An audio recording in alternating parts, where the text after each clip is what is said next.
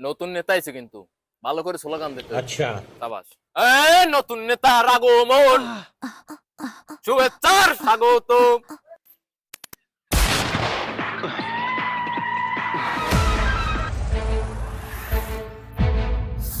আমার বসার জায়গা কোথায় মাইকেল?